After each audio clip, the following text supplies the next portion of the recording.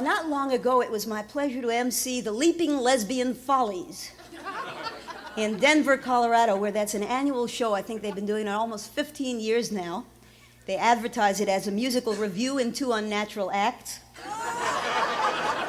And it's really wonderful. It's an all-amateur show, and they just bring in one professional entertainer to kind of MC and perform a little and pull it together. And when I got there, I was really impressed because it's a totally woman production. Women book the entertainers, women do the performing, the tech stuff, the stage stuff, the advertising and promotion, everything about it. It's a women-only event.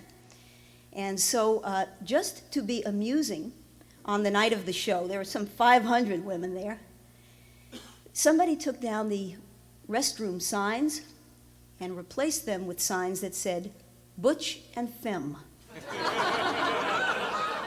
You have never seen a collective nervous breakdown. No one knew where to go to the bathroom.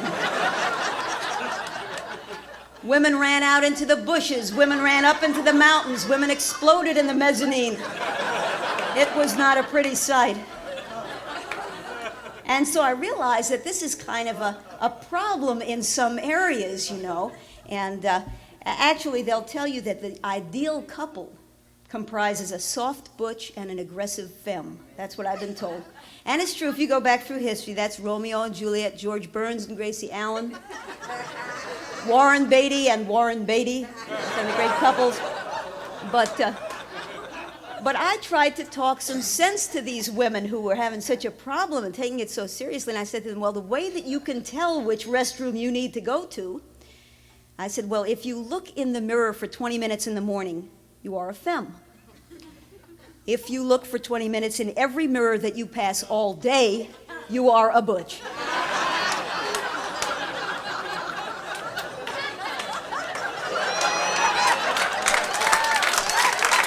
Am I right?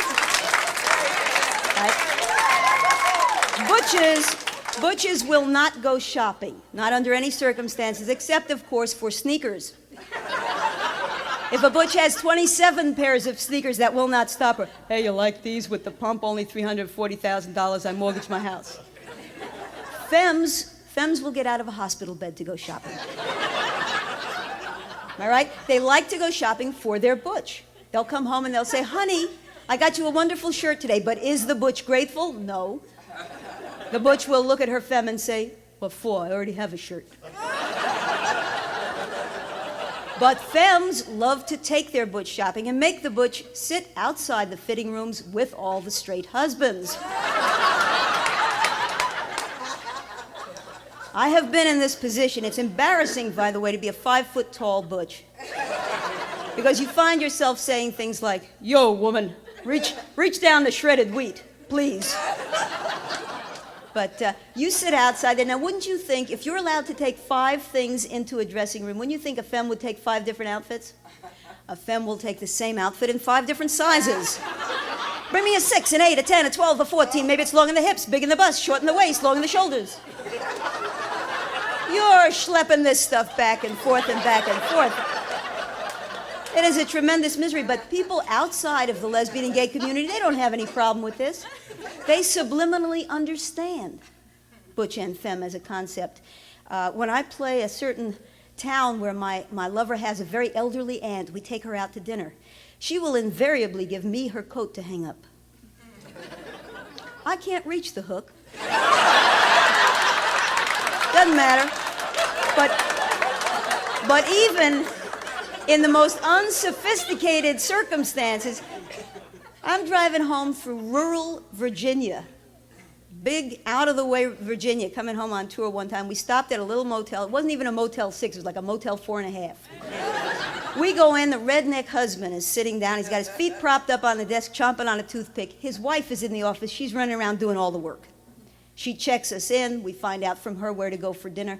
And then just as we're about to leave with our key, my lover says to her, by the way, is there a mall or something around here in case we want to take a walk later?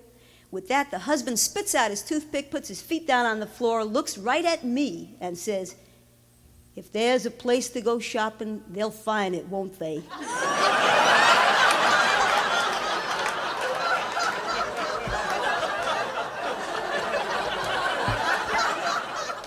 kind of makes you feel safe.